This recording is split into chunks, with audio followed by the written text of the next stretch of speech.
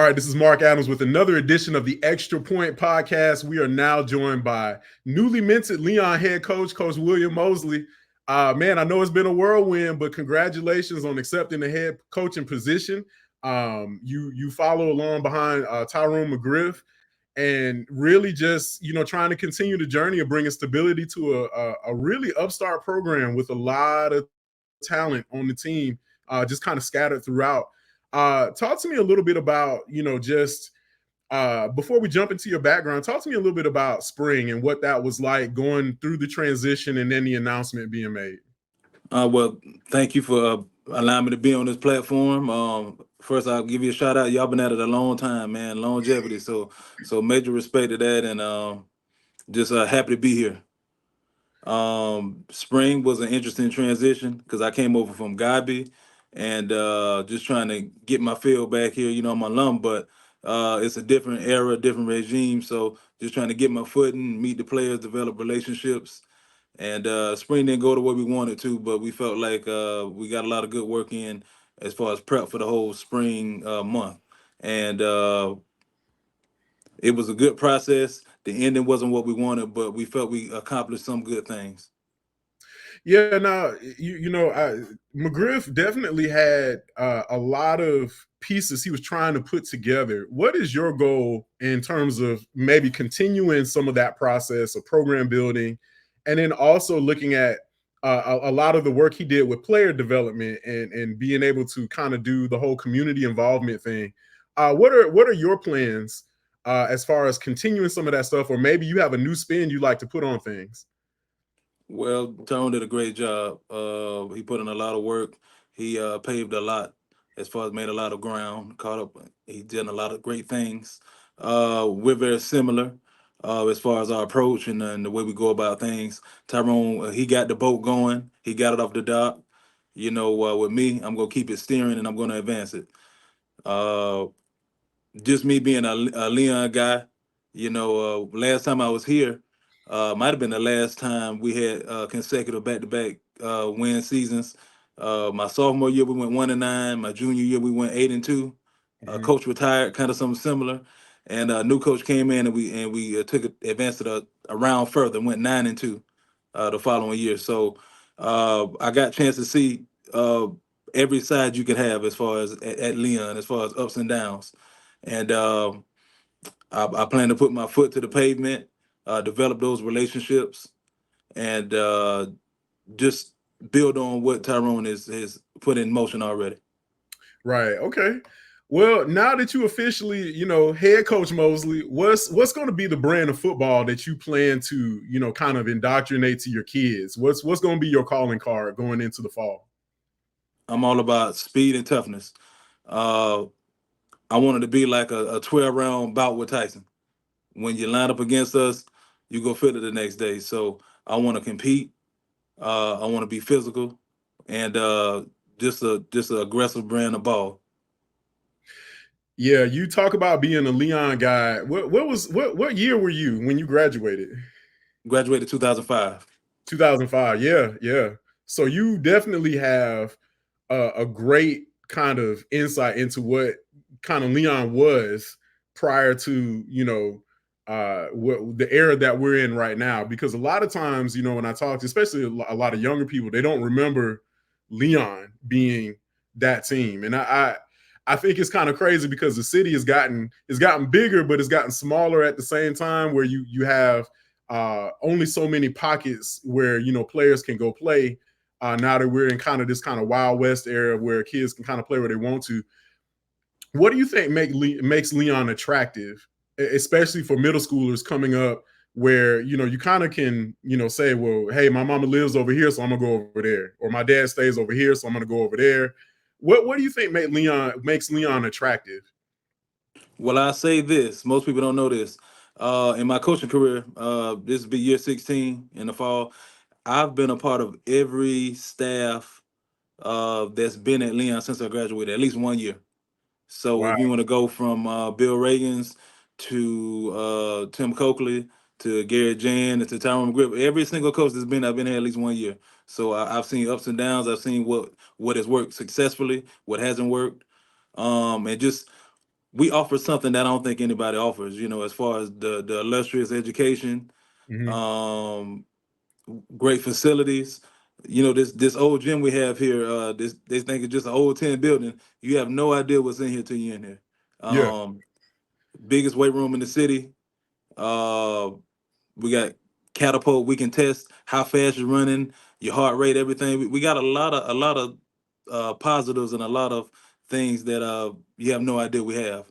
We got a great Hall of Fame. We got a Hall of Fame wall all the way from. We take a picture of every player in their college uniform that's left this program, all the way from 1917 to now. So Wow. we've got some stuff no one knows. You never know what's in this building until you get here. Um, Great history, trying to bring it back. I've had the benefit of being part of here when it's good and when it's not good. So just the passion, the community that we have, they rally around this program, and they've been clamoring. And I tell them it's Leon County. On top of this field house that we got, is Gene Cox's name on here. Yeah. If you look at the fairgrounds where we have a municipal stadium, it's Gene Cox. So the city's been waiting for Leon to come back up for a while. They're roaring, they're chomping at the bit, and they're excited about the possibility of bringing it back to where it used to be. Yeah, definitely. I looked at last season, and I just the way you guys started out was, it was very exciting, because I think a lot of people from around the state, kind of looked at, oh, Leon's 3-0. All right, cool. And then it jumped to 5-0. And then, just I think the kids, just what that does, not only for your the kids on your team, but just the school as a whole. When you're undefeated, it's like the school comes alive. It's a different kind of atmosphere. What did you experience during that run of the first half of last season that kind of or at least from the players and the coaches perspective, because you guys are on the inside, how was that like for you all, kind of experiencing some of that magic? Well, I wasn't here for that run last year. Uh-huh. I got here late January, but I've been on staff at Leon when it's been at this point, and what it does for student engagement, campus engagement is huge. Hmm. Like you said, people who weren't going to games, they're going to show up to games, Right. and you got the faithful alumni that's going to support no matter what. But when you build something and you show return on investment, you see alumni from all over the place, and it turns into a pack house. You see more and more people, and so many people around the city are Leon alums. From the school board to construct. I mean, the community is huge, and Yeah. when it's up, the involvement and the support is unreal. Yeah, I worked in Tampa for a long time, and probably like maybe 2006, 2007. I was working next to this guy. Um, I had my little cubicle or whatever, and he came in, and we got to talking about Tallahassee and everything, and hey, I'm from Tallahassee. Oh yeah, I'm from Tallahassee too. And he started talking about Leon, and just you know just the kind of history just kind of is unparalleled. I remember you talk about that, uh, and this must have been around the time that you were there playing. This was in the early 2000s. There was just kind of that historic rivalry with you all in Lincoln. You guys had a chance to meet up in the playoffs, I think in the second round. And I remember distinctly people flying in for that game. There were alums that were like, "Oh, I got to see this," and I haven't seen that at the high school level, except for maybe Miami Northwestern, where people literally will leave their town, their home, their wherever they're living at, fly back home to go catch a high school football game. I think I've seen it at Manatee and I've seen it at Miami Northwestern and Leon. I've never seen it anywhere else. I've never seen say for a high school reunion, I've never seen people fly in to support their high school on the football level, but I've seen it at Leon. And I know that, there's a lot of interest from the community level. Have you started to experience that yet, where you're meeting people and shaking hands and doing the whole thing and meeting the community? Not yet, is because everything's so new. This is my second official full week. What I can say, my junior year, playing against Lincoln, we were ranked in the state. We were number 6 in the state. They were number 4 in the state. Game of the week in the state of Florida. Oh I yeah. never seen Gene Cox that packed.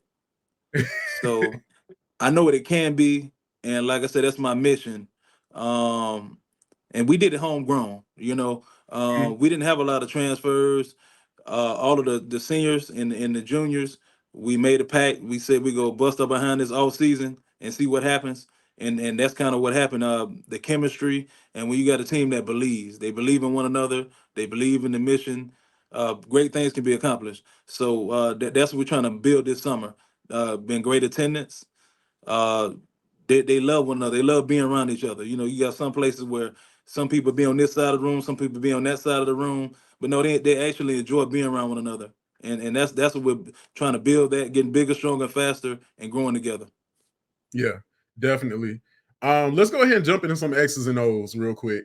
Talk to me about who do you have currently uh, from last year's team that's still around that you're very impressed with and kind of looking forward to working with them, coaching them over the summer, and looking forward to having them on the roster during the fall. Well, we got some important rising seniors. Got Kent Hmm. Peoples. They always say when you got a quarterback, you got a shot. So he'll be a 3-year starter this fall. He's been working hard, trying to improve his craft. Got Jeremiah Daniels, man, the ultimate senior, man. When this transition started, you had some people, think about this, think about that. Jeremiah never wavered, and he showed it with his leadership. He's starting off the senior year with a blast. Went to Kennesaw State. He went to University of Florida, and even in the 7-on-7 camps, he's set the standard. He's worked hard, showed leadership. Mason Tutiel. I coached his older brother in 2020 when I was here as the DC. Uh, he's a tremendous. He's physical. When we talk about playing a physical brand of ball and setting that tone, that's who I have in mind. That's who I think about to set the tone. Um, so we got defensive backs, Rucker, Edwards. We have some guys that stayed the course and are setting the tone, setting the foundation. Got a great group coming in. It's a great mix of a foundation with some young guys. Had a few guys come over, and we're building family. I tell people all the time, when you're in a program, they just say welcome to the school. Well, here we say welcome to the family, because that's what we believe here. It's about it's bigger than football, and if we can teach the game of life, the game of football becomes easy. If we can teach you how to mature and teach you how to make better decisions, and just have mental discipline, mental toughness, it'll show on the field. Got you. Let's fast forward to Christmas time this year. What does a successful season look like for you? Um, the district is back to where it used to be. It's a 3-team district, us, Lincoln, and Childs. So step one would be making it back to the playoffs, Hmm. because that was something that wasn't achieved last year. And I feel like if we can put ourselves in a position to get back in the playoffs, then that's a step forward. That's a step to back to what we used to be. A lot of people don't talk about it as well. Leon used to have the most wins in the state of Florida out of any school, Miami, anybody you can name. We were number one, and we lost that at some point when I was in high school. So we have a standard, we have a tradition, and it's my job to get us back to that standard. So when you're talking about teams in Tallahassee, it's one of the names you can bring up. Yeah, definitely.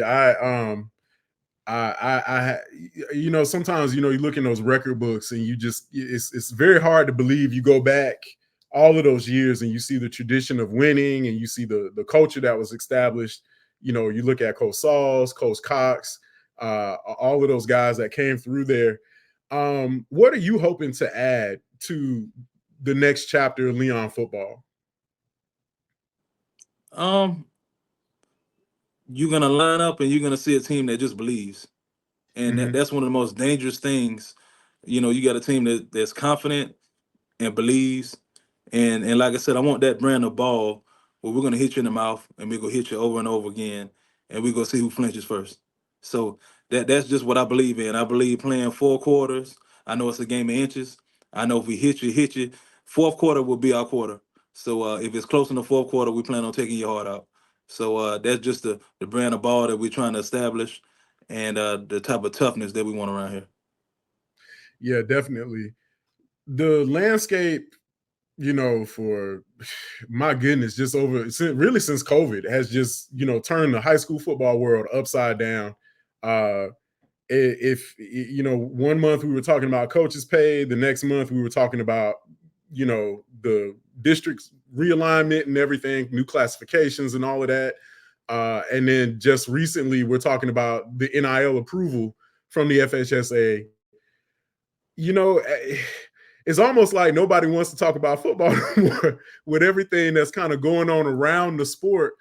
What is your thing about keeping your kids grounded, away, not necessarily away from the hype, but really focused on the game and what the game can do for you? I feel like more now than ever, it's about your beliefs, stand for. And one thing I'm trying to preach and encourage is control the controllables.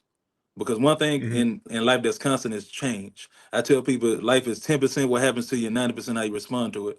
So Mhm. control what you can control. Um, don't forget who you are. We got a quote today. We try to do a quote in every day in our summer workouts. Today's quote is, it takes courage to grow up and become who you really are, by E. E. Cummings. And so we focus on controlling the controllables, maturing. How can I be better today than I was yesterday? And if you can become a better person, you can keep remembering who you are, what you stand for, and what you believe in. Then the rest of the things shouldn't really impact you, shouldn't affect you, because at the end of Mhm. the day, you're the same person who you are, whether this gets approved or that gets approved. You're still you. I tell people be a don't be a thermostat. Be a thermostat, not a thermometer. A Mhm. thermometer changes with what's around it. You set the tone. Don't let what's around you affect who you are. Don't let it compromise you. Be a thermostat and set the tone. Set the temperature. Got you. There's still a great debate on what should be done, if anything, about coaches pay and how to compensate guys that really are spending more than 40 hours a week. It's almost like 60, maybe 80 in some places. Right. I talk to a lot of coaches. They're not only the coach, they're the AD. They're washing the uniforms, they're cleaning the floors, they're checking on equipment, they're doing everything. But and then too, they're putting out the yard markers out there. What do you think is a solution for fixing coaches' pay in Florida right now? Because we're losing a lot of good guys to the state just north of us. Yeah, I just came back from Georgia a few years ago, so I, it is unfortunate. I feel like we getting pennies on the dollar in Florida, and the time and effort you put in. So uh, you definitely need to find a way to compensate the coaches. Because you're losing too many good coaches to neighboring states. Because I mean, it's an all day job. I've been here since 8. We got workouts from 5 to 8. I probably won't leave here till 9 o'clock. And you adding that up, you can go anywhere else and you'll make a lot more a day than what I'm making. So, first of all, it's not about the money, but uh, in order to keep some of those coachings in Florida, in order to improve on some of the things that we have and what we're doing, you got to compensate them. Um, Yeah. I don't know the answer. A lot of that legislation and getting bills passed, but it's got to be a better solution. Some of the coaches that are teachers, I know in Georgia, they add days onto your contract to make up for summer pay or different things. It's a few different ideas that's tossed around, but I think they should go to neighboring states, just spend time, figure out what's different, and figure out what can be done to compare it. I think that's the only way to go. Keep coaches around. Yeah, there's such a big gap when you look at Florida and Georgia right now, and it is unfortunate. But when you enter into this era, do you feel like the NIL may be potentially opening up Pandora's box for kids that are really, when you look at college kids, at least most of them are adults legally, most of them. But when you look at the high school game, you've got 15, 16, 17 years old. And I'm sorry, if you had handed me that kind of money at 15, 16, 17, ain't no way. Do you what do you what how do you see things going over the next couple of years with NIL? Like I've definitely talked with a lot of coaches that see the need for regulation and heavy rules to follow, but you looking at a kid, maybe he lives in trailer park, maybe he's living in a situation with mom or dad don't have it so well. What do you kind of see over the landscape over the next few years with everything in place as it is now? I feel like high school is just copying whatever college is doing. Mm, So it felt like when you started the transfer portal, when it became wide open, rampant at college, you seen almost a intake and transfers as far as high school. Now some places it's been going on the whole time, but I just felt like we're just mimicking what we see, and mm, the laws and rulings of what we see in high school is mimicking that. There was no structure for NIL and all of this when it came out. I feel like they're getting closer and closer to making a definition because it wasn't defined. We don't know mm, exactly what it is. So it's becoming more and more regulated because they just passed a law for the university to be able to pay players a certain amount, just to put some structure to it. And it's getting better. But I feel like in the next few years, they'll get a better handle on it. mm. But I guess the question is what damage will be done in the meantime. By the time we get to that point, what will have happened up to that? So I see the pros and the cons. I just think without regulations, without real structure or definition of what it is, it can turn into the wild wild west. Yeah, definitely. I know that there's sometimes it's just like, man, you looking back on the other side of the fence, especially as a coach, looking at the student athletes and everything seems kind of wide open. I know if I can go back to high school, I'd be valedictorian right now. Like just with the way I could make up classes and all the Yeah, e-learning and the resources. Um, but the missing link in that between you and the players is the parents. What are give me one thing if you had to tell a parent, maybe they've got a rising ninth grader getting ready to play football for the first time, or maybe they've got a rising junior that's getting ready to be on varsity for the first time. What's the one thing that you feel like a parent needs to know in today's landscape so that their kid can be successful? I feel like it's just back to the fundamentals, your foundation. Whatever got you to this point, you shouldn't deviate from it. You know, control the controllable. That's the common thing. Control your effort in the classroom, your effort on the field, become a student of the game, perfect your craft, control doing the best job that you can do, and everything else will fall into place. But if you're busy chasing this and chasing that, or uh, comparing yourself to somebody in a different situation, then you're setting yourself up for a bad outcome. I just feel like being the best you can be, because now it's all about brands. You're your own brand. Nobody knows your Mhm. brand better than you. And if Right. you can protect your brand, make it more presentable, more attractive by having the highest GPA, having great film, putting good production up, then I feel like it's something great to sell. But I just, if you're worrying about everybody else and somebody else's situation or what they're doing across the state, cross town, I feel like you're missing the mark.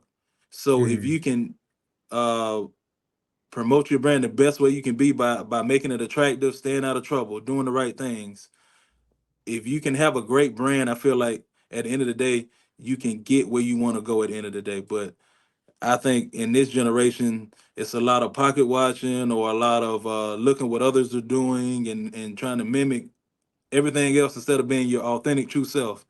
I feel Right. like if you rely on who you've been your whole life, your values, your beliefs, I feel like everything will work out in the end of the day. Yeah, definitely. Before I let you go, I gotta ask: did you have fun coaching the flag football team? Because flag football is just it's so much more relaxed. It's not as intense, but you can't tell Right. the girls that because they take it seriously. But from a coaching standpoint, did you have more fun coaching flag than you do? Because sometimes boys can be knuckleheads. It was a great experience. Um, it didn't happen exactly the way that I planned it, but in a way it did because Mhm. when we met for media day, I said we had a really young team. You have a few that have played, and you have some that have never played. And if you looked at the growth that we had from week 1 to the final week, and by the time we got to district tournament, the district playoffs, by the end of the year, not a lot of teams really want to play us. Beginning of the year, yes, they wanted to sign up and they wanted to play us. We even had an upset. The number 3 team in the district, out of eight teams in the district, we upset the number 3 team. Mm. And we got on the road. We, had a couple, rattled off a couple wins on the road. Made it to the.